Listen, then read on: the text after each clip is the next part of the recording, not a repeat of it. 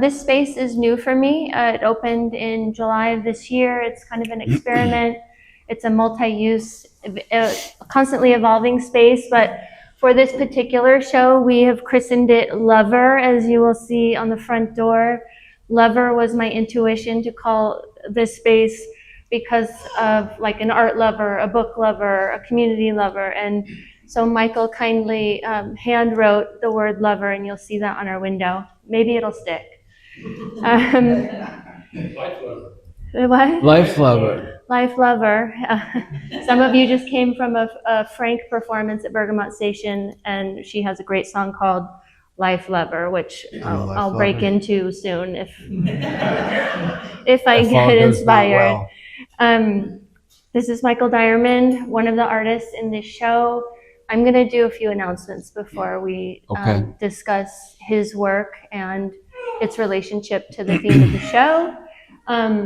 The show is just opening today. It's co-curated by myself and my partner, Craig Kroll, who's over here. Thank you, Craig, for all of your work.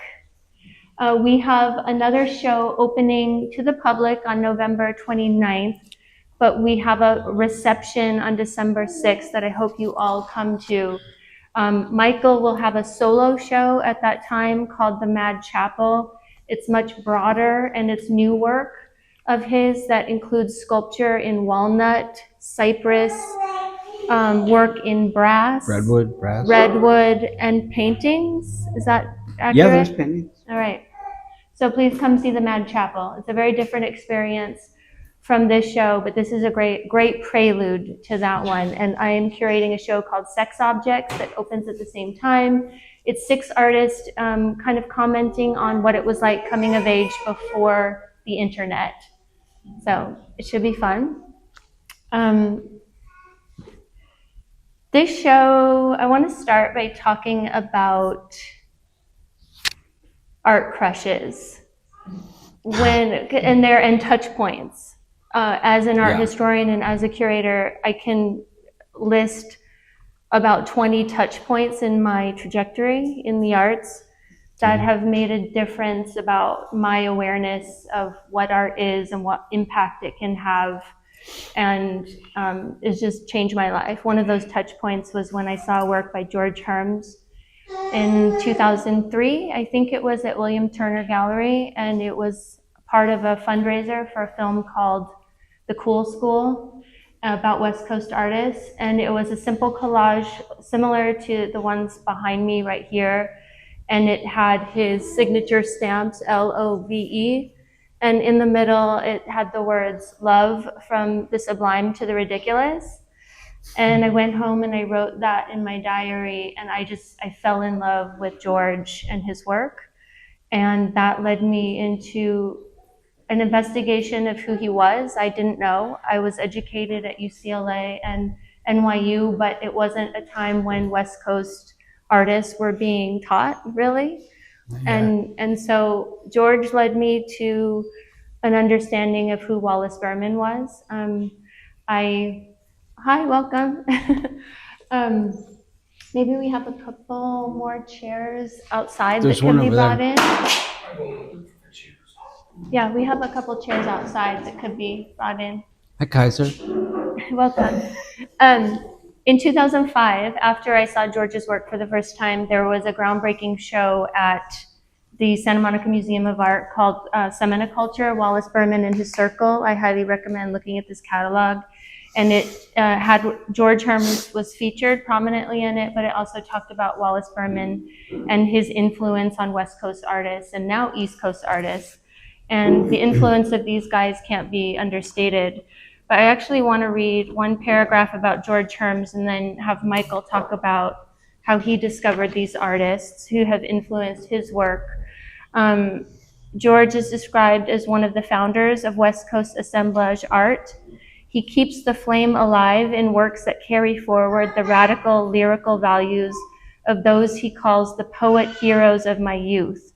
From the onset of his career, Holmes' highly aesthetic sculptures, paintings, and drawings have operated on a poetic level using visual puns, pop cultural references, and time-scarred materials to put an expressive spin on American culture. He was also considered Wallace Berman's most active acolyte. I know that these two figures have influenced you, Michael, in your journey, and so I'm curious how you discovered them and what they've meant to you in the last, 30 years of art production. Yeah, this stuff, the art exposure, I think for Wallace Berman and George Herms came later. My recognition later. I discovered them both through books and paper. Wallace through his publication Semina, George through the catalog that's in the weird cardboard thing. I was, as you know, I was trying to be a poet first before I ever thought I was going to be an artist, and working in a bookstore, a rare bookstore. And so we had these materials coming through, and we had a collection of Semina come through, and we had, a lot of this ephemera from the 60s and 70s and all the handmade stuff and the flyers and the Ferris posters and all of that. So I came to their art through paper. Okay. And it really vibed with me because I was trying to be a poet, and I worked in a bookstore and then went home and drank beer all night with my typewriter and was typing poems. And after a time, which we can talk about later, I guess, I realized that that wasn't doing it for me. It wasn't getting me off, and I wasn't able to communicate with the world in the way that I wanted to just through the poems. Okay. And that will bring us to what we're looking at in this room. Yeah. So all of Michael's pieces are the ones that are on pedestals and on these shelves around the room. And the reason why we've installed them this way is because the versos are as important as the fronts of the works. These pieces all come from around 2000 to 2005, with the exception of one piece over there that's later. It's from 2020. And as you'll notice, these works have all been processed through the US mail, which makes them distinctive. There's an incredible history of mail art, which I wasn't that aware of until a few years ago. A couple of the giants of the mail art as a practice are Ray Johnson and my hero, Eleanor Anton, who's a Southern California artist. And this show really happened on an impulse. I had no idea that you actually had a mail art project, to be honest. I was just enthralled by this work by George, which he did when during his fellowship at the Getty. And on a total whim, I texted you and said, "Have you ever done mail art?" And your response was so interesting to me. And the result of that impulse is this work. And maybe you could talk about how it began, if you had a strategy, and some of the pieces here in a general sense. Yeah, well, just let's touch one thing first, and then we'll go back to that. As you asked me if I'd ever been engaged in mail art, a friend of mine died, one of my oldest friends, who happens to be the same person that got the largest collection of mail art. Because if there's 11 pieces in the show, I probably sent 20 or 25 different pieces through the mail. A lot of them nobody got, and then it would, in percentage down to summertime rules laid out often, everybody got. And, prison sale, nobody got, and on from that. And so it just so happened that this friend of mine died. He had kept all of them in an envelope, waiting for the day when he thought I would become worthy of somebody doing a show of my mail art, which is the first project I ever did. And the only other collections that exist is the Getty has a collection, UCLA Clark Larbier has a collection, and then there's this one. So when you started, did you have a strategy about this? Did you create a list of recipients, like Eleanor Anton's list, which is now part of LACMA, is amazing. It's her friends, but it's also people who represent the cultural milieu of the time, like Tom Wolfe and Donald Judd. And what I was not nearly that organized. I had a list of people. It was in a notebook. Some of it was friends. Some of it was people I wanted to be friends with. Some of it was people that I admired in the art world. Tom Waits was on the list. Chris Robinson from the Black Crowes was on the list. I was 22. Some rock and rollers. I think I sent some to, I was dating Karis Jagger prior to that. So Mick Jagger was on there. Keith Richards was on there. And then some LA artists, Ed Ruscha was on there. But most of it was just really random people. And then some institutions, because Ray Johnson had said famously, if you send a piece of art to a museum, they have to keep it, and then you can tell everybody you're in their collection. And you don't forget something like that, right?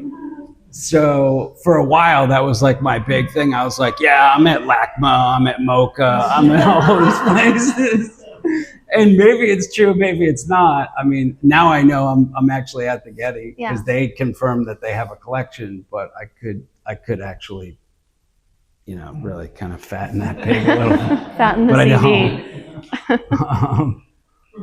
And were you, so this is over 5 years, essentially. Roughly, yeah. Roughly. Yeah. One of the things that I don't know the answer to that I'm so curious about is, when you're doing a piece of art, are you doing multiples, and what is the relationship, or are you thinking about the relationship between what's going on the front of the piece and what messaging you're putting on the back? Because hi Daniela and Tom, welcome. We might have a couple chairs over here in the back, and you can grab those. I don't want you to be uncomfortable. So what I'm curious about is, are you mass producing some of these pieces and then personalizing the notes on the back, or what is your process looking like? That's a good question. Do you remember? I'm trying to think. Some of them, they all had the same thing on the front and on the back. And by the same thing on the front, I mean, obviously, these are all linoleum blocks over some kind of collage or found image. So none of the images that are on the front were duplicated. They were all unique. Every single one was different. Okay. They all had the same text on the front. So I Suck Surfers, if there was 20 made, they didn't all have Keanu Reeves on them, but something similar maybe, if you can make comparisons. And then they would say, all say I Suck Surfers. And then maybe I would write a different poem to as far as I could go, 10 people, 11 people, 12 people. And then it would be just, whatever. Because a lot of people, mind you, these say XOMD, which is how I sign almost everything. But that's because this person knew who I was. Everybody else, I didn't sign my name or anything. So if I wrote a note and so you get this thing in the mail, it says I Suck Surfers with Keanu Reeves on it. And then there's a handwritten note to you and you don't know the person and it's unsigned. You understand why there's so few of these left in existence, because most people are like, no, thank you. Well, John Brunner, who's the recipient of a lot of these, who you mentioned, passed away, and that's why this collection exists, and he became the custodian of these pieces. Seems like he got a lot of really interesting messages from you, and that you had a really heartfelt relationship with him. Yeah. That is expressed on the back of some of these. Right, and some of that is because I loved him, and he was older than I was. He was this older gay man who lived in Bolinas in a shed with a parrot, and he was an artist, and he made things that nobody ever saw.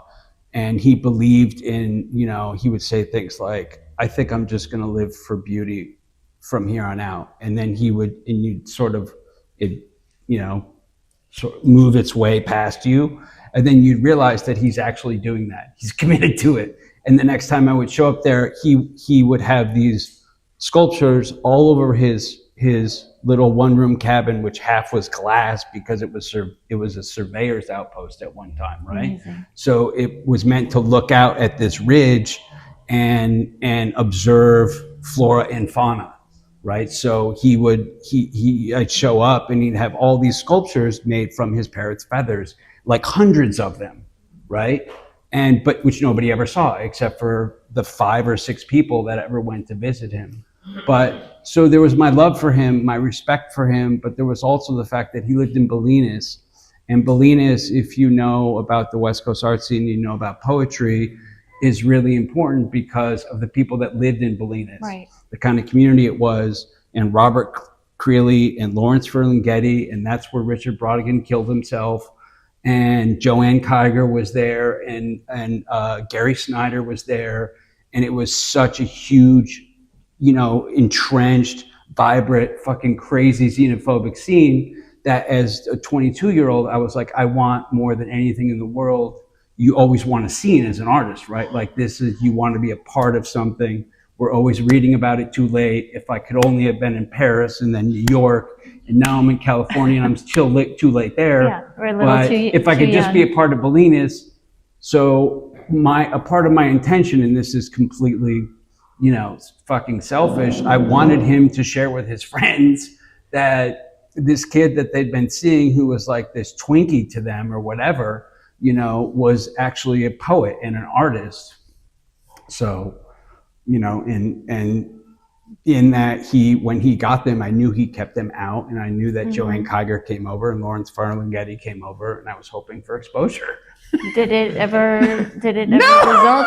I mean, I ended up becoming friends with those people, but it's like, I don't know. I mean, and that's part of the frustration for me with the mail art is like, I would send out, 100 of these things, and maybe I would hear from one friend who had it, propped up on a bookcase. You couldn't even put it on the fridge because it was too heavy for any of the magnets they make, that they got it. And otherwise I wouldn't know. And there was I was too young and too ambitious for that to feed me. My ego needed more than that. It did. So it was a really hard thing to sustain. Of course, I didn't have a choice in sustaining it because other people stepped in and told me that I couldn't. Well, there's a couple ways I want to go with this. One of the things that is so interesting about this work is how rough-hewn it is. And like Eleanor Anton's postcards are very consistent, clean, standard postcard size, printed photographs, very considered. They're very different than this project, and there's a feeling to these pieces that is very raw and of the moment, and feels like you grabbed scraps of cardboard and whatever you had around or at hand to make them. So there's like an urgency. I think that's what I'm trying to say. There's a sense of urgency to them. How did you know when you were done with this project? And how did you transition to something else that maybe in your books, in your other art, in your paintings that is more time consuming and durational and that doesn't have this sense of urgency? Is that a clear question? Well, I think it's 3 or 4 questions. Yeah. But yeah, I could talk. Yeah, just yeah. talk. Okay, so the first thing is that since we already established that I wasn't growing impatient because it was a very patient project. It went on for years and years. And like I said before, I had no knowledge of any kind of reception other than a few, passing remarks. So that became harder and harder for me to sustain. At the same time, I also had a visit from some people wearing suits and holding an attaché case that knocked on my door on a Saturday morning. And upon entering my apartment, they popped the cheap Home Depot attaché on the side table between where I was sitting across from one of them, and the third one was, of course, standing, arms crossed, trying to look as menacing as possible through his chubby cheeks. And they popped open the case, and inside was 40 pieces of my mail art. And of course, I was just like, what the fuck is going on here? Right? And it should tell you people that, I should tell everyone that when when I sent the mail art, you can see almost all of it has stamps on it. And that's so that it wouldn't go to the window of a post office. I would take batches of 20 or so. I would put more stamps on than you could possibly ever need, just to be sure. And I would throw them in the blue boxes all around town. I would drive around town, different boxes. And that wasn't for paranoia. That was so that I could get as many different people handling as the art as possible, because that's the exhibit. The exhibit is from when it leaves my hand till it gets to the person. And you figure, I mean, then like 30 people at least would touch it throughout a day. And that's not mentioning all the people who are like, dude, check this out. Right. You know, no, in the garbage again, right? Like, you know, so I would drop them off at these different places, and I can't even remember what I was talking about. What was I saying? Oh yeah. So when these guys showed up with 40 of them, I was like, that's interesting because it doesn't have my address on it. It doesn't have my name on it. I'm not sending it from a postal clerk who can rat me out. How did these fucking guys put this collection together and then bring it to my doorstep? And I was like, you know, they had announced themselves FBI/CIA, new division of the Homeland Security, which had just started because it was right after 2001. And I was like, how did you guys put this all together? And they're like, well, we have our ways. And the other guys, you know, the chubby guy goes, fingerprints, right? So, and the reason that they were seized is there had been some complaints, invariably. And, you know, they only let me see a few of them, you know, because I immediately I was like, well, who's complaining? Let me look. And they, you know, but I saw there was one person who thought I was stalking her. She was some actress, and she thought I was crazy about her and I was going to kill her and all that, whatever. And then there was an institution, one of the institutions that has a collection of these now, so you could probably figure that out. And then there was just random, I would imagine, from postal carriers, most likely. Who were concerned. Who about were the like, messaging. I've seen a couple of these. Yeah. I don't agree with whatever the messaging was, whether it's being denied access to public swimming facilities, whether it's prison sale, which, as I said, nobody got prison sale. This one didn't even go through the mail. It's probably the only one here.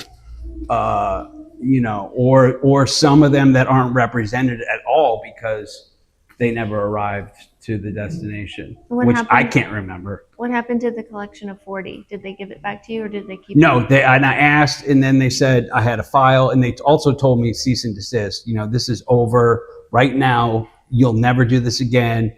You know, we don't understand what it is. And I was explaining to them it's art. And then they went into the whole, you know, picking up the lamp. Is this art then? You know, it's just anything art, you know, that kind of situation. And I said, yeah, cool, it's done, right? And then I kept sending them.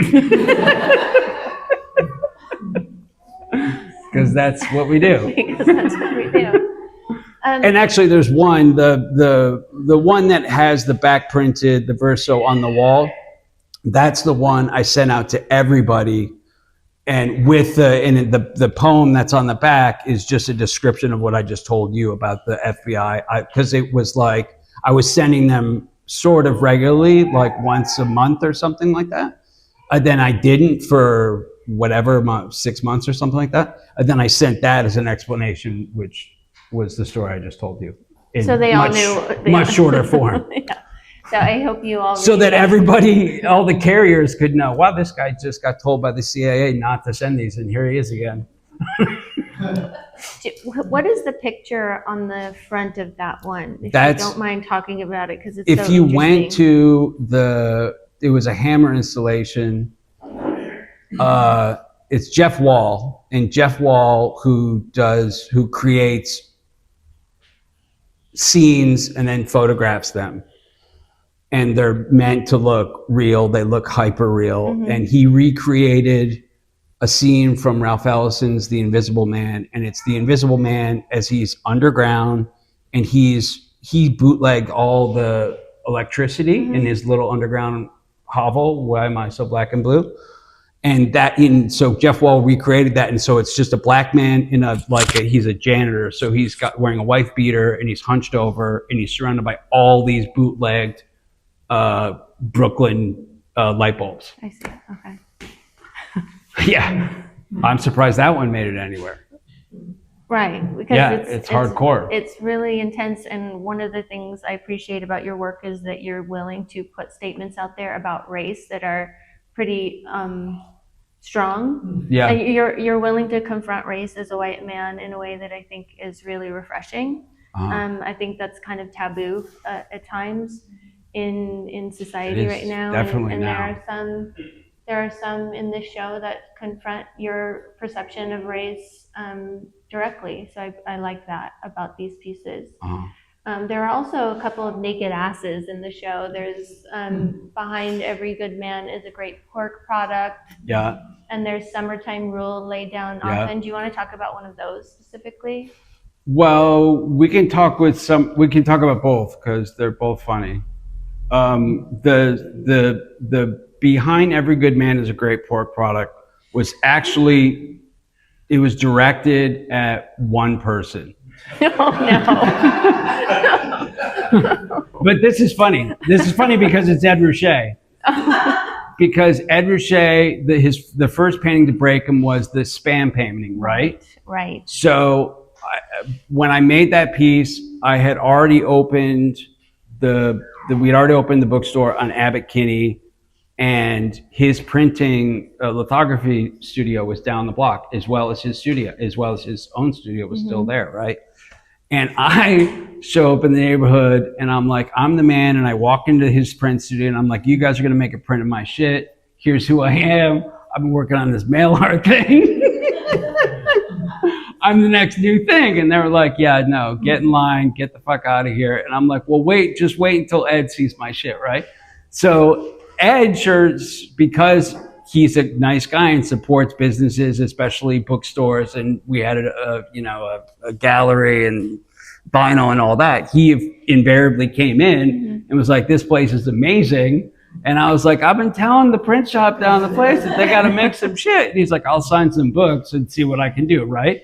So in the meantime, I sent that to his print studio and to his home address, because even though this was pre-internet, I had a guy at the Rand Corporation, David Seklenis, who was getting me addresses for everybody in the world that I wanted. He would just be like, he would show up, I'd give him a couple books, I'd give him a couple beers, I'd introduce him to some chick, and then he'd come back with a list of addresses. You don't have that list, do you? No. For the archive? No. And what about Summertime Rule? So I sent the behind the thing to the thing, and then nothing happened. And recently I was like, hey, now I've had like 7 shows at Craig's, and I'm ready to do a print. They were like, you don't get it, do you? Sorry. Someday, Michael. We'll keep trying. Maybe after Summertime Rules was, I think, the first one I sent. And it was summer. It was hot as fuck. It's living in West Hollywood at the time, just drinking all the time. And I thought the best to start really funny and sweet and, with a naked ass on the cover. With a spank mark, I think. Isn't there 5 fingers on it? Yeah. There's a finger mark. Yeah. I mean, that was my idea. That was, in my mind, that was like, oh, this is like really sweet. Everyone's going to love it. It's one of my favorites because I like napping, and it kind of gives me permission to do exactly what I want to do, which is lay down. Yeah, I know. Well, yeah. I want to talk a little bit about language and connection a little bit. One of the inspirations for me for putting this show together is my frustration with fast communication and just the way being online has has really affected my life on a day-to-day. I get so many text messages and so many emails. People don't use punctuation. They don't use salutations anymore. I have to try to, transcribe what they're actually expressing to me. And when I get a well-written note, or I got a thank you card here in the mail from someone who did a portfolio review with me, and it was a simple folded piece of paper with a piece of rosemary on it and a beautiful handwritten note, and it just was very moving. And so when I saw these letters, I'm feeling very nostalgic for the art of, sitting down and considering the recipient of something, and putting a little bit of heart and soul into communication. I really miss it, and I feel like my generation is the last generation that's going to know what it was like as an adult connecting to other adults without the internet.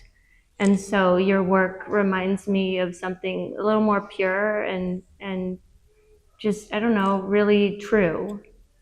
Do you have any sense of, you're a poet and you're constantly using language, and I feel like people are also losing a sense of language and literature. Yeah, Any well, thoughts on that's that? one of the reasons why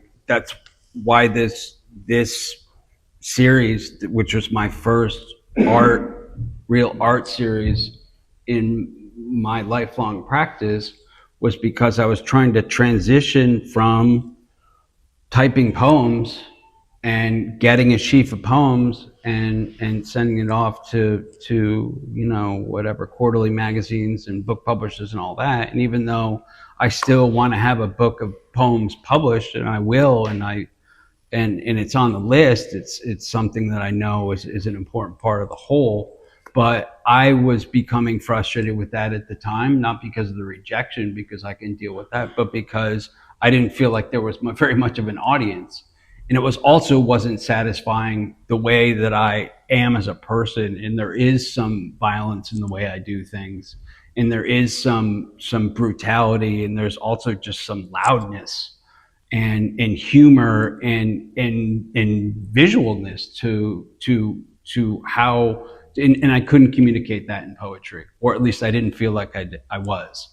So this was the first project moving away from that, and which then led into the painted books, which then led into my sort of more mature style of, paintings and gouaches, works on paper, and prints with text and images of my own making rather than the found. Mm-hmm. But poems, narrative, not just random text, not, or stolen snippets from our vernacular like Ruche or Raymond in the comic book style, but my own narrative thing. And that scratched it, but now, to your point, I'm feeling like, man, maybe I should send mail art again and see how different it would be. Mm-hmm. Because one, it would be really hard to get it through the mail. Not just because of where we are with our government right this second, but because the mail has changed the regulations. And after you can't send big unenveloped stuff. Oh, okay. You can't do it. It's not allowed.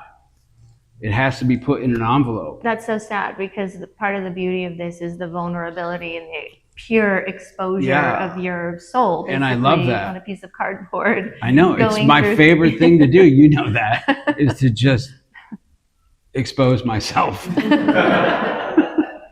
in any way I can. Really, I know. I'm surprised you haven't cried yet today. Yeah.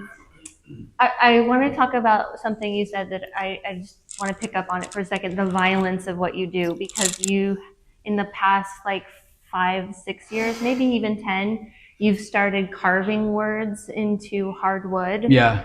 Which I'm super fascinated by, because they feel very like monumental objects. Uh-huh. And you can really feel like the time and the sweat that goes into the physicality of carving words. Right. And you must be choosing those words so carefully. Are you thinking of an audience when you're doing those pieces? Well, so first about how difficult it is. That was my favorite thing about starting with trying to translate poems into linoleum block was that it took the amount of time that it takes to write something, figure out what you want to say, then you have to write it backwards on a block, then you have to carve it, then you have to discover that half of it is wrong. And you either want to change a word or some of it's backwards and some of it's forwards or whatever it is, it's not right. And you have to go through the whole process again. So just that alone made me so focused on what it is that you want to say and who you're trying to say it to. Then the next step was now I'm carving in wood, in hardwoods, mind you. So the amount of time and energy that it takes just to carve the piece itself, and then to choose the words, distill the words, get it down to the barest minimum possible, because the more words you use, the more carving you're going to do, which is the more time, which is the more wear on my body, which is debilitated. So it's just, yeah, I mean, I don't know what's next. Stone, probably. Marble is the last frontier for me. I think. And I want to tattoo my dog. Okay. I want to open it up for questions soon, but let's talk about the title of the show. Sure. Poems for a Postmistress. Yeah. So that people aren't wondering. It's a title I came up with, but it's because on the backs of a lot of these pieces, you'll see that they're addressed to a friend, care of a postmistress, which I thought was a really fun, interesting designation for the person who's handling and becoming kind of the facilitator or the distributor of the mail. And I'm assuming this person was like reading all of the work and sort of absorbing it like poetry. Yeah. What? Okay. Do you know who the actual person, the postmistress is? There's two things. The first is that in small towns, I know this is true of Bolinas, and I know it's true of the ranch that I was on in the desert. So I'm assuming it happens in many towns that are rural. There's no delivery, right? There's no home delivery. So everybody has a P.O. box at the post office, and that's how they get their mail. In those instances, you can address it the way you used to be able to send a letter to Hannah Sloan, Spain, care of American Express, and it would get to you. You can send a letter to anybody who has a P.O. box at a post office, care of postmister or postmistress, and that person that makes the postmaster responsible for getting you your piece of mail. So I knew that, one. The second was I also knew the postmistress of the Bolinas post office, because small town, there's one bar, Smiley's. It's the oldest bar in California. It's tavern, saloon. And in the times that I lived there or stayed there, I, of course, drank at the bar, and I met Sharon, who was the the postmaster then of the Bolinas post office. And so I wanted to, and we had a little thing. So I wanted to, it was a way of just saying hello. And here's what I'm up to, and I'm thinking of you. Just thinking of you. That's as polite as I can describe it at this time. Thank you. You're welcome. I want to ask if there are any questions. I'm hoping we have a few questions from people here. If not, we'll... If you were looking for exposure, and you were sending these to all these people for whatever reason, yeah. My first thought was, why didn't you sign them? Right. How would they know it was you? Well, I was hoping... How'd you get the love back? It's a great question. I was hoping that I would be able to go long enough that it would become sort of infamous. Okay. And then it would be, if you knew, you knew. Also, I don't think things through very well. You've probably been asked that. But good question. No, because no one's ever seen this work. I mean, this is literally the first time, other than the recipients, that... you said you needed more, feedback or whatever. No. Hell, you didn't sign it. So. Right. but keep in mind, I was only understanding. I was just becoming an artist. I mean, I was an artist already, but not practicing. I didn't know how it was going to work out. So I was trying to learn about myself, what I needed what I wanted to say and what I needed to be able to sustain it for the long haul, because it's like anything else that you commit to for a long time, you know, it's going to be hard. How long a period did you make a meal art and send them? I think it was, I think it was 3 or 4, it was definitely 3 years regularly. And then I think there was like on either side, maybe a little bit of dribble. And then the prison one came after, a couple years after. And then one of the cards over there, but that was really just a card. I could see it as billboards or posters on city walls. Wouldn't that be great? Yeah. Yeah, and actually Hannah has a billboard above this that we've been talking about. There's a terrible billboard there right now, but it's like $5,000. It's a great space. Unless you get a grant. And then if you get a grant, you know, it's like, then Mocha says what you're going to say. So fuck that. Kyle. It's not really a question, but it's maybe there's kind of a question, but I just love, I was like looking at this stuff and thinking like, with this type of stuff more than the big paintings, like you see, you're brought in on the process, like, you know, you got written on the back and you like cross out a word, so it's just such a different thing. And then, I don't know, I guess it's not a question, I just was thinking about that, the difference between this type of stuff. Yeah, it's almost, well, yeah, I mean, it's because you only get one shot, right? So I either can, as I'm making it, I can throw it away halfway, which is I'm not going to do, or just let you see that I'm flawed as well and that I want this to be changed. Yeah, because if you were like painting that one where you cross out a word, like that would be a really contrived intention to Right. cross out a word in the painting. Whereas this, you're like, no, that was Yeah. really probably It was honest. pretty fast. Yes. So was the back and the front, were they both considered equally? And did you think of them more as like, I did. you know, sculptural? I definitely did. You know, to me, even if it doesn't have a typed poem on the back and just has some scrawling on it, to me, that was just as important as the front. And then And in some cases, more. did you really choose the stamp that would go on there? Or- I tried. I mean, there wasn't as many to choose from. The Betty White stamp hadn't come out yet. I tried while being discreet, you know. It sounds Yeah, silly. there's definitely some interesting choices with the stamps if you look around. Speaking of which, there's actually a show about the art of stamps. Someone reached out to me and told me about it. It's at oh, it's you. It's Arcane Space, right? And it's about the artwork on the stamps. And Oh, yeah? Also letter writing too. There's been Okay. a lot of old. Oh, nice. Where's that? It's in Venice. It's called Arcane Space. Arcane Space. Yeah. So On there's a- where? Hmm? I'm sorry, where in Venice? It's on Sunset Avenue, Uh-huh. near Gold's Gym. Sure. It's an old building and we have some spaces. Interesting.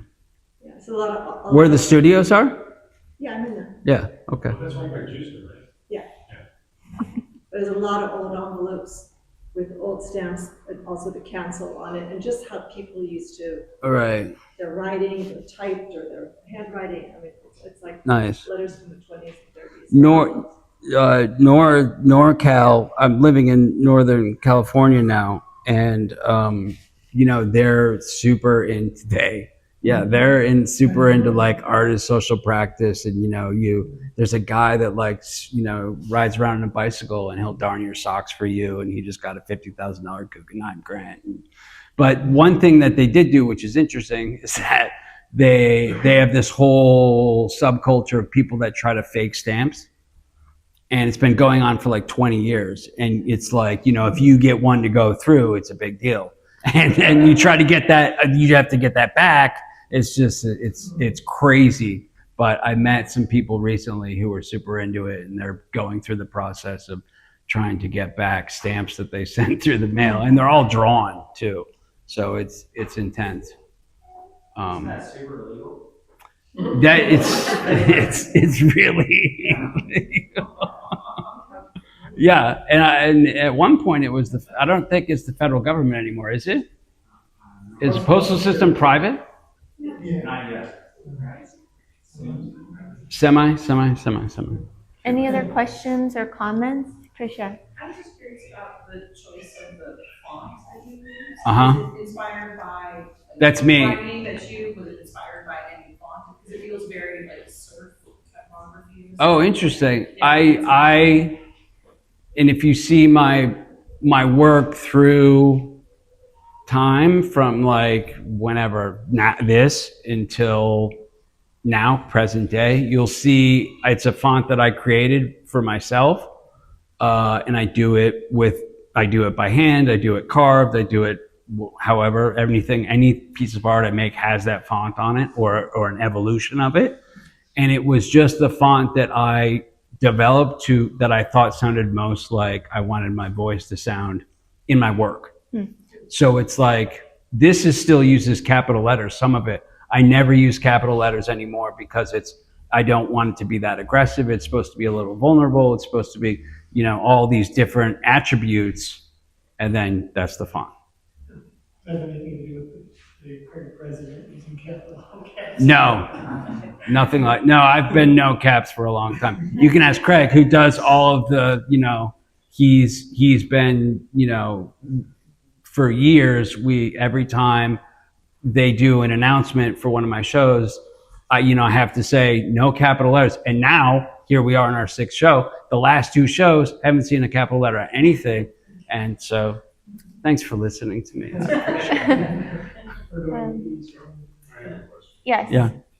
The first show we did was I thought California could save me. Yeah.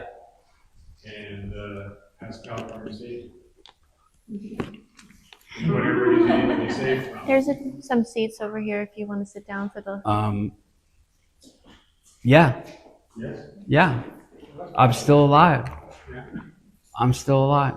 So what was it that you thought California could save you from? What sort of salvation? Well, if it's, the 19th century or if it's the 18th century and you're, somewhere on the eastern seaboard, either in a colony or later in a town, and you're an immigrant and you're poor and your prospects don't look that good, and they say, go west, young man, go west. And you're like, fuck yeah, I'm going west. I'm going to discover gold. I'm going to create my own religion. I'm going to be an artist, whatever it is. Even if you don't, eureka, hit the mother lode, if it's still a possibility, then the answer is yes, right? So there's still a possibility that I might be able to become a fully whole, balanced individual who has the voice that he wants to have and can say the things openly and freely that he wants to. And it has an audience, not for any kind of accolade or success, but just to be heard, then it's a success. I also had some other issues, but which more than these people, but. I'm asking the question for their fulfillment. Sure. But, the idea of California saving someone, like you said, it's a tradition coming west. It is. 66 and all of that. My dad did the same thing. After World War II, he had come through San Diego on his way to the Pacific. Yeah. And he said, I'm not going back to Chicago. So he came back to California after Right. the war. But it's ironic and so sad that reputation for California being the golden end of the rainbow, now half of the country hates us. Yeah, it's true. For the same reason, because we're so liberal and Right. free and open and willing to take, chances and That's right. let people be themselves. Right. We love what we have and they hate us for it. Any other questions or comments from anyone? I have a question. Yes. So you mentioned something like a message. Obviously, you wanted to be a poet at the beginning, so creating and messaging was a factor in what your creative nature. You also mentioned the fact that you, like a moth to a plane, you wanted to be famous, right? You wanted we recognize. So between those two people, what, you know, actually Picasso did something similar. He actually studied art and he wanted to be well known. So he created cubism because it didn't exist. Right. So that's not that foreign. So it seems to me that you wanted the notoriety as well as to express a message. So how do you balance, if that's true, those two forces? Well, I think I'm a lot less of a star fucker now than maybe I was when I was 22.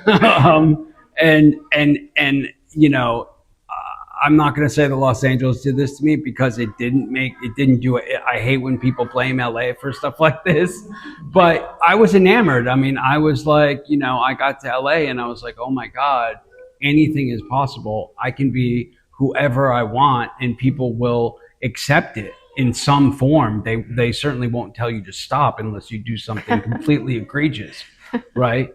You know, I was doing other things in my life.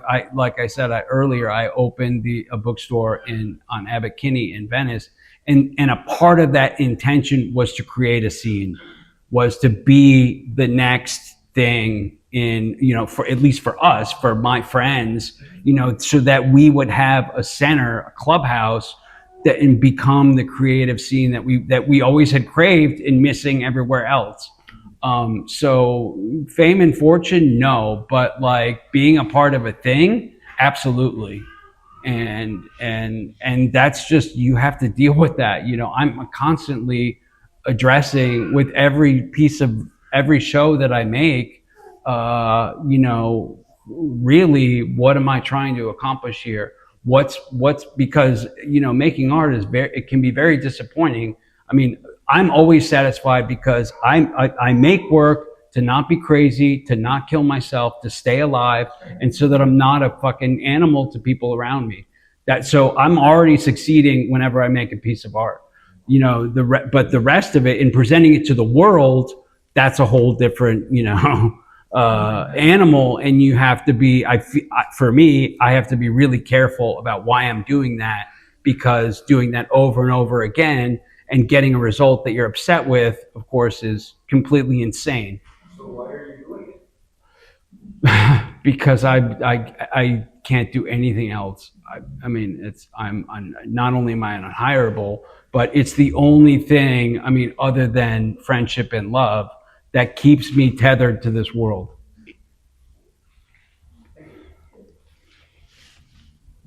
Any other questions for Stephen? That was kind of, yeah, I don't really want to touch that. That was kind of a nice way to wrap up our talk. Thank you. I will encourage everyone to stay and talk to Michael one-on-one, have a refreshment. We'll move the chairs. I do want to mention another artist, Sandra Klein, is here, and she has a piece in the front of the gallery where she's actually replicated mail that has come her way in miniature, including divorce papers. Oh, nice. Which I found so heartbreaking and also stunning that she took the time to recreate this, all of these mail objects that have come into her life. So I encourage you to look at that and say hello. And I just want to say thank you, Michael, for giving me the opportunity to show your work and to share this conversation. I met Michael 10 years ago, and he now knows my vulnerable side because I text him all the time about baseball, and we have a good interaction. We didn't get to talk about baseball. We'll talk about baseball. This is nothing like the outline you sent me, by the way. I think it's a business note. I think worth mentioning that everything was sold. One collector bought Michael's entire show. So that's really